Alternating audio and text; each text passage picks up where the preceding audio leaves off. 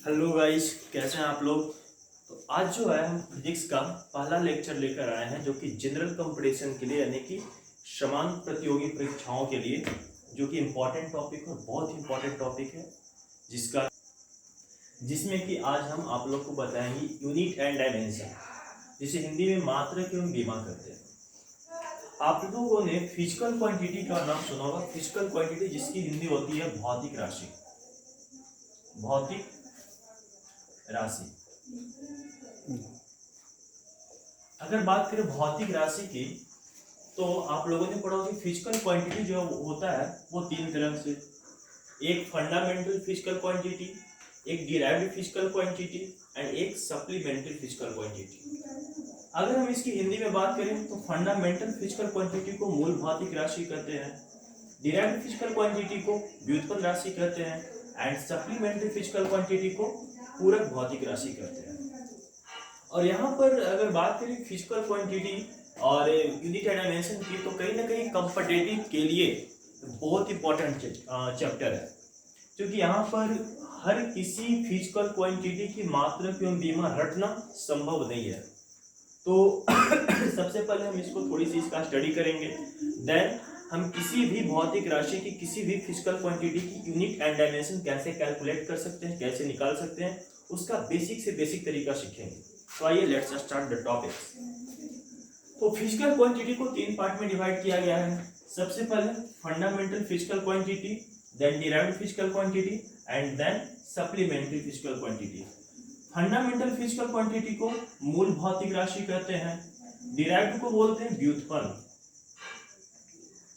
Derived को बोलते हैं व्युत्पन्न, और सप्लीमेंट्री को हिंदी में बोलते हैं पूरक। सप्लीमेंट्री यानी कि पूरक भौतिक राशि। फंडामेंटल फिजिकल क्वांटिटी जो है मूल भौतिक राशि, कहीं ना कहीं आप लोग इससे बखूबी परिचित होंगे। फंडामेंटल फिजिकल क्वांटिटी के बारे में कहा जाता है कि which is independent on other physical quantity. कहने का मतलब कि वैसी भौतिक राशियां जो किसी भी अन्य दूसरे भौतिक राशि के ऊपर निर्भर नहीं करती, तो वो कहलाती है मूल भौतिक राशि। In English, fundamental physical quantity that physical quantity which is independent on other physical quantity is called fundamental physical quantity। यहाँ तक कि फंडामेंटल फिजिकल क्वांटिटी आप लोगों को पता हो कि 7 होते हैं, और हमें लगता है कि आप लोगों में से सभी को पता होगा कि 7 कौन कौन से होते हैं। खैर, इसके बारे में बात करेंगे। इसके बाद दूसरी जो फिजिकल क्वांटिटी जो आती है वो होती है व्युत्पन्न राशि, वो होती है व्युत्पन्न राशि यानी कि derived physical quantity. Derived physical quantity के लिए हम लोग एक लाइन में सिर्फ लिखते हैं कि which is dependent on fundamental physical quantity. TQ का मतलब फिजिकल क्वांटिटी मैंने शॉर्ट में लिखा है। तो डिराइव्ड फिजिकल क्वांटिटी के लिए हम सिर्फ एक लाइन में से डिवाइड करते हैं कि which is dependent on fundamental physical quantity. Hindi में कि व्युत्पन्न राशि वह भौतिक राशि जो मूल भौतिक राशि के ऊपर निर्भर करती है, उसे हम कहते हैं व्युत्पन्न राशि। जैसे आप लोगों ने देखा हो कहीं ना कहीं बल यानी कि फोर्स, बल यानी कि फोर्स के लिए लिखा होता है, फोर्स का अगर डायमेंशन देखो तो उसमें लिखा होता है एम एल टी के पावर -2। तो कहीं ना कहीं एम के पावर 1, एल के पावर 1, टी के पावर -2। इसका मतलब क्या हुआ? तो जो पावर जो हम देख रहे हैं टी के पावर -2, एल के पावर 1, एल के पावर 1, तो ये जो पावर है ये डायमेंशन है, इसकी बीमा है। लेकिन एम एल टी ये क्या है? एम का मतलब मास, एल का मतलब लेंथ और टी का मतलब समय, टाइम। और ये सब जो मास है, लेंथ है, समय है, कहीं ना कहीं क्या है? ये मूल भौतिक राशि है। और फोर्स क्या हो गया? व्युत्पन्न राशि, क्योंकि मूल भौतिक राशि से बना है बल। तो इसीलिए हम कहते हैं कि डिराइव्ड फिजिकल क्वांटिटी जो है वो डिपेंडेंट होता है फंडामेंटल फिजिकल क्वांटिटी के पर। ठीक है, इसके बाद है यहाँ पर सप्लीमेंट्री फिजिकल क्वांटिटी। सप्लीमेंट्री को हिंदी में कहते हैं पूरक यानी कि पूरक भौतिक राशि। सप्लीमेंट्री फिजिकल क्वांटिटी दो तरह के होते हैं, वो होते हैं एक प्लेन एंगल यानी कि दो होते हैं, एक प्लेन एंगल और एक सॉलिड एंगल। प्लेन एंगल आप देख सकते हैं, जैसे मान लीजिए कि आप यहाँ से ऐसे इस पॉइंट ए पर खड़े हैं और आप पहुंच गए हैं पॉइंट बी पर। यहाँ से अगर इसको इस तरह से मिला के अगर देखें हम यहाँ से, तो इसके बीच में जो एंगल बन रहा है थीटा, तो ये थीटा जो एंगल जो बन रहा है ये थीटा आप लोगों ने पढ़ा होगा कि इस यहाँ पर थीटा को कैलकुलेट करने के लिए हम क्या लिखते हैं, arc upon radius, arc upon radius यानी कि चाप बटा त्रिज्या। तो कहीं ना कहीं ये जो है प्लेन एंगल इसे बोलते हैं, और ये प्लेन एंगल, तो ये जो प्लेन एंगल है ये सप्लीमेंट्री फिजिकल क्वांटिटी है। यहाँ पर देख सकते हैं ये सॉलिड एंगल, यहाँ पर जो ये जो एंगल जो बन रहा है ए वाला, इसके बीच में कोन का शेप है और कोन के बीच में जो एंगल बन रहा है कुछ इस तरह से 3D एंगल, ये जो है 3D एंगल है। तो जो 3D एंगल जो बन रहा है तो यहाँ पे इसे बोलते हैं हम सॉलिड एंगल। और शायद आपको पता भी होगा कि प्लेन एंगल का जो यूनिट होता है, आपको ध्यान रखिएगा कि इसका जो यूनिट होता है यानी कि जो मात्रक होता है वो होता है रेडियन, रेडियन। और सॉलिड एंगल का जो यूनिट होता है वो होता है अस्टेरेडियन, होता है अस्टेरेडियन, अस्टेरेडियन। तो हमेशा ध्यान में रखिएगा।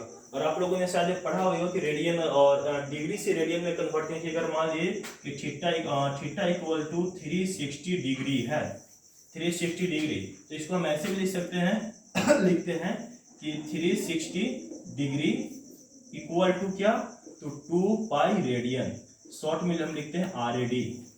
इसी तरह हम लिख सकते हैं कि 180 degree equal to pi radian short में, या फिर 90 डिग्री इक्वल टू तो पाई अपॉन 2 रेडियन।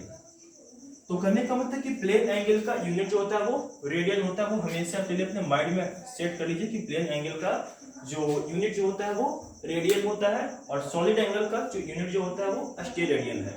यहाँ पर एक और इम्पॉर्टेंट बात है कि जो सप्लीमेंट्री फिजिकल क्वांटिटी है plane angle and solid angle, ध्यान से सुनने का कि यहाँ पर जो दो सप्लीमेंट्री फिजिकल क्वांटिटी जो पूरक भौतिक राशि की बात कर रहे हैं कि plane angle and solid angle, तो मैं बता दूं कि जो प्लेन एंगल है और सॉलिड एंगल, इसकी सिर्फ यूनिट होती है, यूनिट यानी कि इसकी सिर्फ मात्रक होती है, बीमा नहीं।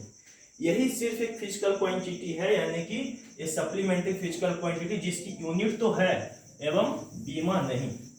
ठीक है, तो इसको हमेशा ध्यान में रखिएगा। या फिर आप पॉइंट्स, अगर बाय द वे आप इस वीडियो को लेकर अगर आप नोट बना रहे हो तो नोट्स में आप हमेशा उस वहाँ पर आप नोट्स में अपना लिख ले सकते हैं। दूसरी चीज कि जब भी आप वीडियो देख रहे हो तो वीडियो को देखते हुए आप नोट्स जरूर बनाएं, और खुद से नोट्स बनाएं, क्योंकि खुद का बनाया हुआ नोट जो तो वो ज़्यादा समझ में आता है और आपके लिए ज़्यादा बेनिफिशियल होगा। तो प्लीज़ जब भी आप वीडियो देख रहे हो तो खुद का नोट्स जरूर बनाएं। तो जब आप नोट्स बना रहे हो तो वहाँ पर आप एक स्टार मार्क्स डालकर पॉइंट में लिख लीजिएगा क्या, कि सप्लीमेंट्री फिजिकल क्वांटिटी यानी कि plane angle and solid angle का यूनिट होता है, यानी कि मात्रक तो हो सकता है लेकिन इसकी बीमा डायमेंशन नहीं होती। अगेन फिर से यहाँ आते हैं fundamental physical quantity.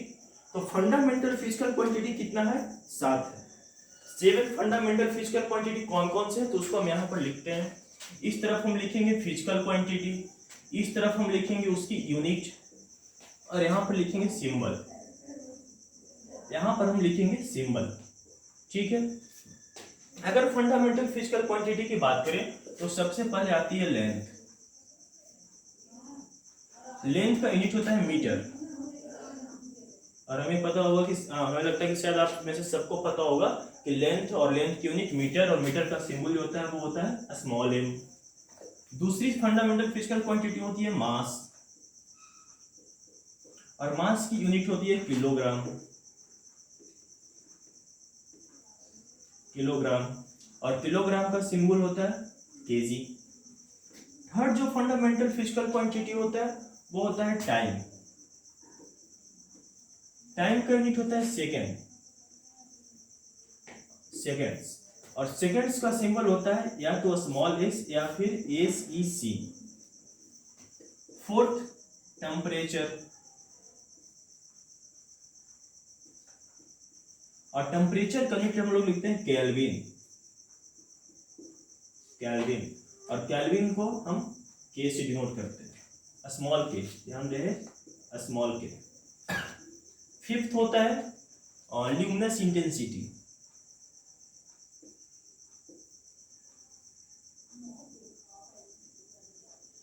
Luminous intensity, luminous intensity का यूनिट होता है कैंडेला,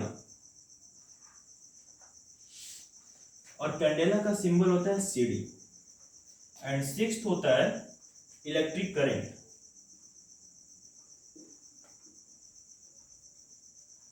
इलेक्ट्रिक करंट का यूनिट होता है एम्पियर, और एम्पियर को हम लोग सिंबल के लिए लिखते हैं ए। एंड सेवेंथ होता है अमाउंट ऑफ सब्सटेंस।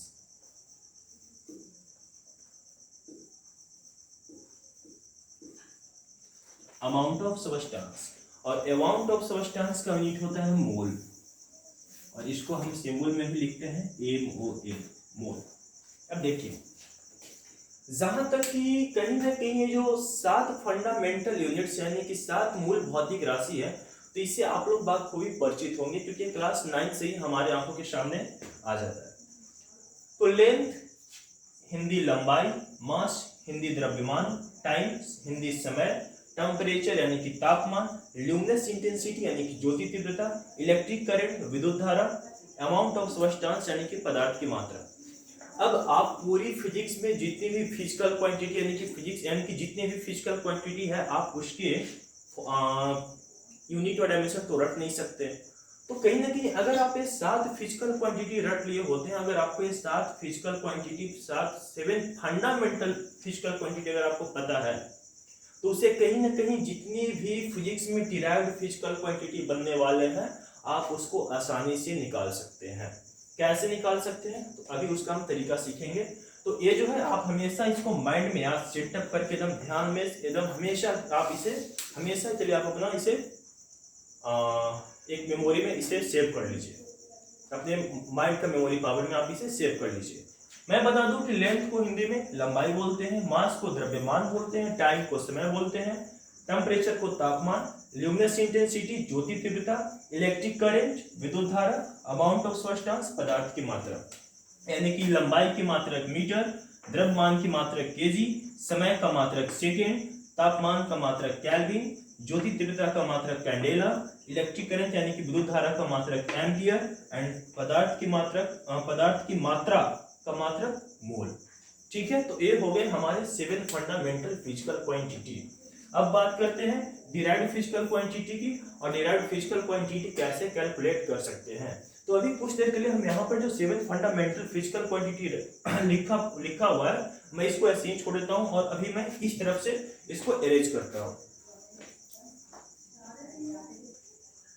चलिए, तो अब जो है यहाँ पर आप देख सकते हैं कि एक साइड तो मैंने मिटा दिया, एक तरफ जो लिखा हुआ जितनी भी मूल भौतिक राशियां यानी कि फंडामेंटल फिजिकल क्वांटिटी वो एक तरफ लिखे हुए हैं। अब बात करते हैं कि डिराइव्ड फिजिकल क्वांटिटी और डिराइव्ड फिजिकल क्वांटिटी की हम किस तरह से मात्रक निकाल सकते हैं, किस तरह द्विमा निकाल सकते हैं। तो एक काम करते हैं, जो सबसे पहले जो हम लेते हैं हम सबसे पहले जो लेते हैं physical quantity derived physical quantity के लिए, उसके लिए हम लेते हैं स्पीड। पहला हम लिए हैं स्पीड, हिंदी में इसको बोलते हैं चाल। स्पीड हिंदी में इसको बोलते हैं चाल। अब हमें पता है कि आप लोगों को शायद पता हो कि चाल इक्वल टू फॉर्मूला, किसी भी व्युत्पन्न राशि की मात्रक एवं द्विमा लिखने के लिए सबसे पहले उस भौतिक राशि का फॉर्मूला लिख लें। तो हम लिखे हैं, हमें चाल का मात्रक और मात्रक निकालना है। तो चाल का मात्रक निकालने के लिए सबसे पहले मैंने क्या किया कि चाल का फॉर्मूला लिख लिया। कैसे, तो स्पीड इक्वल टू क्या होता है, speed equal to distance upon time. Distance upon time Hindi में कि चाल बराबर दूरी बटा समय। ठीक है, अच्छा, दूरी है क्या, तो कहीं ना कहीं अगर मान लीजिए कि आप इस पॉइंट ए पर खड़ा है और इस पॉइंट बी पर खड़ा है, इसको ध्यान से समझिएगा। आपको ए से बी जाना है, तो आप कहीं ना कहीं ए से बी इस तरह से आप सीधा भी जा सकते हैं, हो सकता है आप ऐसे घूम के भी जा सकते हैं, और एक ऐसे भी जा सकते हैं। तो इसमें हमें जाने के 3 रास्ता है, एक ए वाला रास्ता, एक ए वाला रास्ता और एक ए वाला रास्ता। सबसे शॉर्टेस्ट रास्ता कौन सा है, तो ये बीच वाला। आपने पढ़ा होगा कि आरंभिक स्थान से अंतिम स्थान के बीच की सबसे कम दूरी को हम बोलते हैं विस्थापन। तो विस्थापन भी क्या है, कहीं ना कहीं दूरी है, और दूरी क्या है, तो जितनी हम रास्ता चल रहे हैं वो क्या है, दूरी है। यानी कि दूरी को भी हम किस चीज में मापते हैं, लंबाई में, और विस्थापन को भी लंबाई में। तो हमेशा पॉइंट्स अपने माइंड में रखिएगा कि दूरी हो या विस्थापन, वहां पर हम जो भी यूज करेंगे मात्रक वो लंबाई का मात्रक यानी कि मीटर लेंगे। अब देखिए यहाँ पर क्या है कि speed equal to distance upon time, यानी कि दूरी बटा समय। अब दूरी क्या, तो लंबाई, लंबाई के लिए हम मात्रक क्या लिखते हैं, तो मीटर, तो डिस्टेंस की जगह हम क्या लिख दिए, मीटर अपॉन टाइम यानी कि समय, और समय का मात्रक क्या है, तो आप यहां से देखते कि समय का मात्रक यानी कि यूनिट क्या है, सेकंड सिंबल है एस, तो इसके लिए मैंने लिख दिया एस। अब यहां से आप देख सकते हैं कि यहां से हो जाएगा कि मीटर पर सेकेंड, इसको भी सीसी कर लेते हैं, कोई दिक्कत नहीं, तो मीटर पर सेकेंड। दूसरी चीज, अब एक काम करिए, अगर हम वेलोसिटी का ले, तो वेलोसिटी जिसको हिंदी में हम बोलते हैं वेग, तो वेलोसिटी के लिए लिखते हैं डिस्प्लेसमेंट,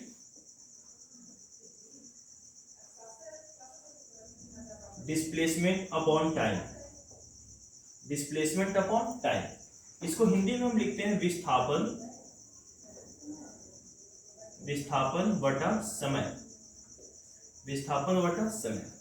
अभी जस्ट मैंने बताया कि कहीं ना कहीं डिस्टेंस और डिस्प्लेसमेंट, डिस्प्लेसमेंट क्या है, छोटी दूरी को बोल दिया मैंने डिस्प्लेसमेंट, और जो जितनी ज्यादा दूरी में जितनी ज्यादा रास्ता चला यानी कि पाथ ट्रेवल, यानी कि जितना ज्यादा रास्ता चला वो रास्ता क्या हो गया, दूरी, और जो छोटा रास्ता जो मैंने चला वो हो गया विस्थापन। तो विस्थापन के लिए भी जो मात्रक जो यूज करते हैं वो लंबाई का मात्रक, और लंबाई का मात्रक क्या है, मीटर, तो मैंने यहाँ पर मीटर का सिंबल लिख लिया एम। सेकेंड का मात्रक, टाइम का मात्रक, और टाइम यानी कि समय का मात्रक, और समय का मात्रक अगर यहाँ से देखें तो क्या है, सेकेंड, तो फिर से आ गया सेकेंड, यहाँ से फिर से हो जाएगा मीटर पर सेकेंड। तो आप यहाँ से देख सकते हैं कि चाल और वेग दोनों का मात्रक क्या है, समान है। दूसरी चीज, तीसरी फिजिकल क्वांटिटी अगर हम लेते हैं त्वरण यानी कि एक्सेलरेशन, एक्सेलरेशन हिंदी में इसको बोलते हैं त्वरण, हिंदी में इसे हम बोलते हैं त्वरण। त्वरण का फॉर्मूला क्या होता है, त्वरण का फॉर्मूला तो होता है velocity, velocity upon time, velocity upon time, Hindi में वेग बटा समय, वेग बटा समय। अब यहां से क्या करना है कि अगर आपको वेलोसिटी यानी कि वेग का मात्रक पता है तो उसका मात्रक लिख देंगे, इसके बाद फिर समय का मात्रक पता है तो उसका मात्रक लिख देंगे, और वहां से फिर आपको जो है त्वरण का मात्रक मिल जाएगा। तो वेलोसिटी का मात्रक क्या होता है, तो अभी जस्ट हम लिखे यहाँ पर कि वेलोसिटी का मात्रक जो होता है वो होता है मीटर पर सेकेंड, यानी कि मीटर बटा सेकेंड। तो वेलोसिटी की जगह मैंने क्या लिख लिया, मीटर बटा सेकेंड। इसके बाद फिर क्या है, तो नीचे में एक और टाइम है, और टाइम के लिए मात्रक क्या होता है, तो टाइम के लिए मात्रक होता है सेकेंड, तो नीचे में गुना कर देंगे एक और सेकेंड से, तो यहां से हो जाएगा मीटर पर सेकेंड स्क्वायर, और जब metre second square, metre second square, second square जब ऊपर जाएगा तो हो जाएगा यहां से कि मीटर पर सेकेंड स्क्वायर। ठीक है, तो इस तरह से हम और भी फिजिकल क्वांटिटी लेते हैं,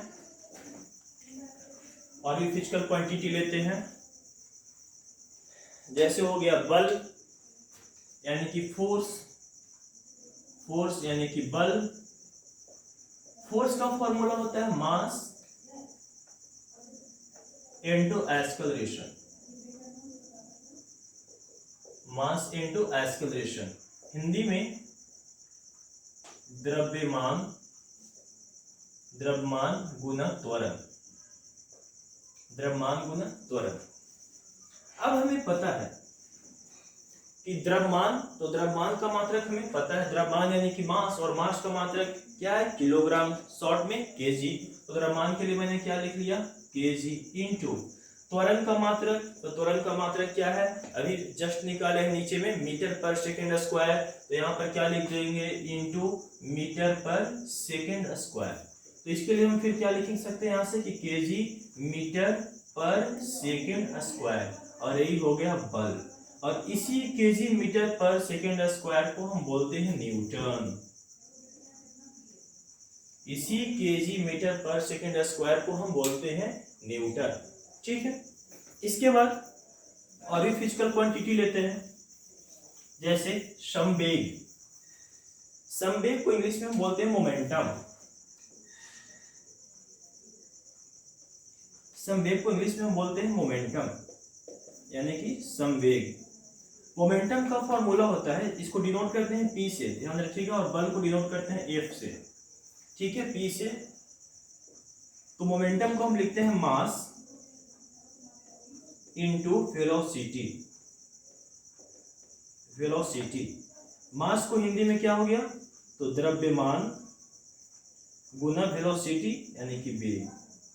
अब यहां से देख लीजिए, द्रव्यमान गुना वेग। आपको द्रव्यमान का मात्रक पता है, यहां से देख लीजिए क्या है, केजी। तो यहां पर मैंने क्या लिख दिया, केजी इनटू वेग का मात्रक। तो वेग का मात्रक अभी हम कुछ देर पहले निकाले थे, वो क्या था, वो था मीटर पर सेकेंड। तो यहां से क्या आ जाएगा, यहां से आ जाएगा केजी मीटर पर सेकेंड। तो ये हो गया किसका मात्रक, संवेग का। ठीक है, तो आप इस तरह से किसी भी डिराइव्ड फिजिकल क्वांटिटी का मात्रक निकाल सकते हैं। आप इस तरह से किसी भी डिराइव्ड फिजिकल क्वांटिटी का मात्रक निकाल सकते हैं, आपको रटने की जरूरत नहीं है।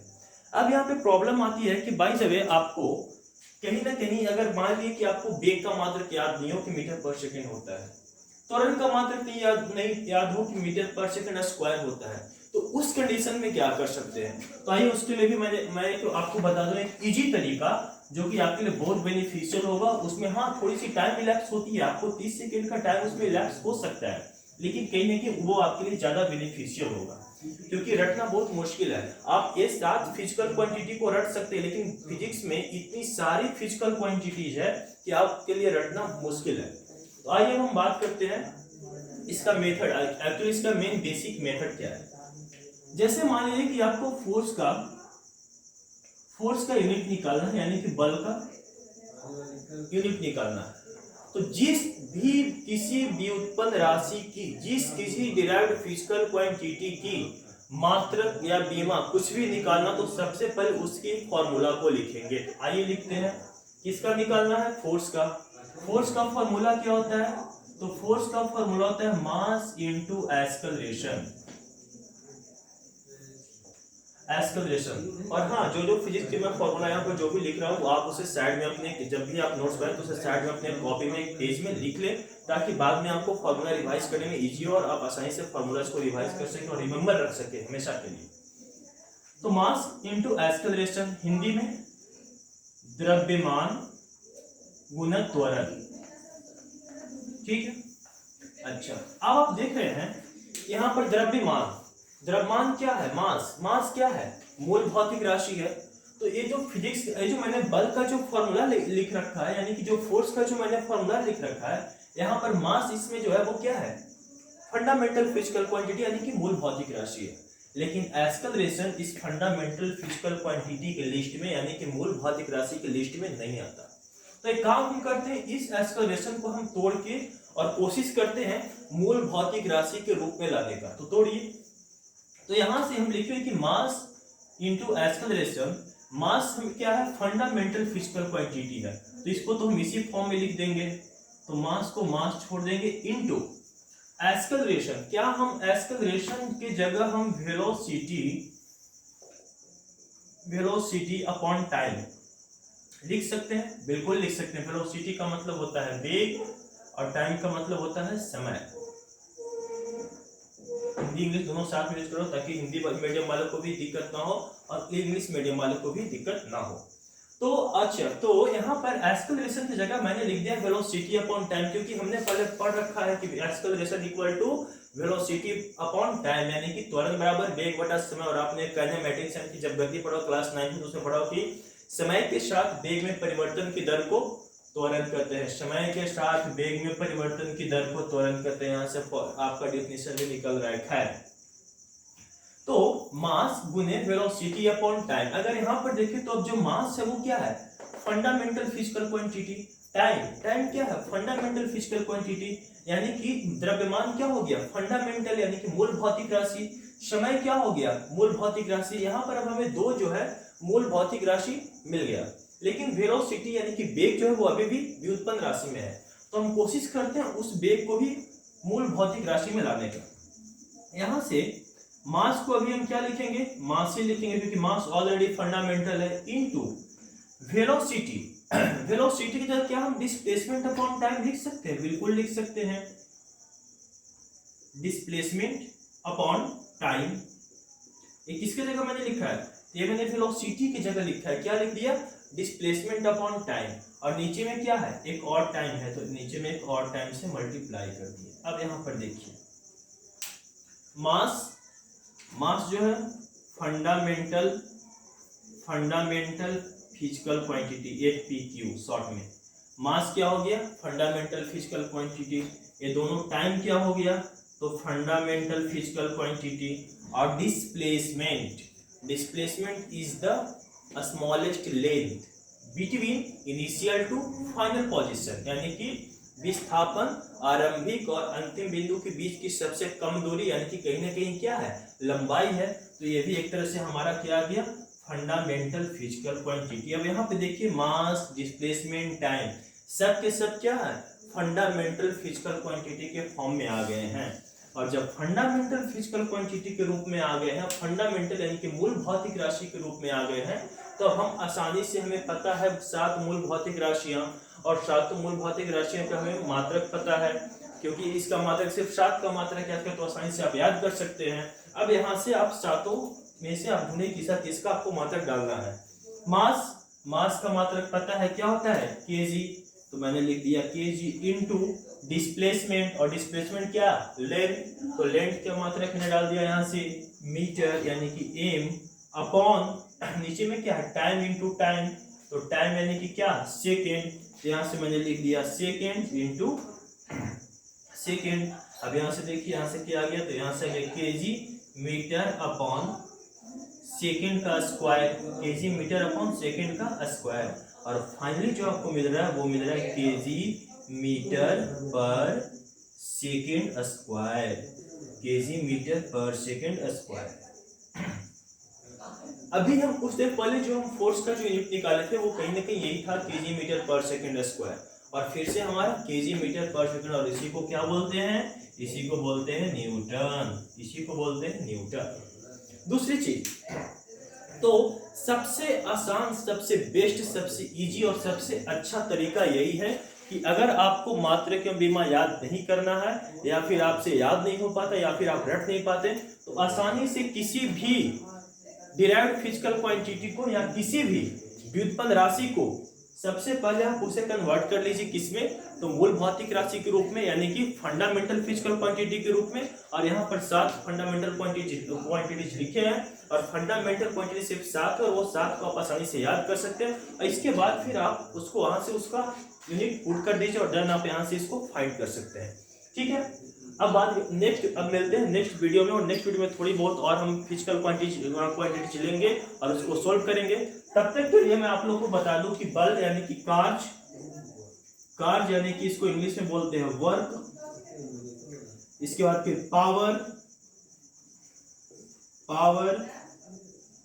पावर को हिंदी में बोलते हैं शक्ति। तो कार्य और शक्ति यानी कि वर्क एंड पावर, जिसके फॉर्मूला आप किसी भी बुक या गूगल से आप देख सकते हैं, अगर बाय द वे याद ना हो तो, और आप इसको सही से सोल्व करके और इसी एक्सप्लेनेशन के साथ आप हमें कमेंट में करके बताएं, और चैनल को लाइक करें, सब्सक्राइब करें, और देन फिर आप हमें कमेंट करके बताएं कि वीडियो आपके लिए कैसा सपोर्टिव रहा या नहीं रहा। Thank you.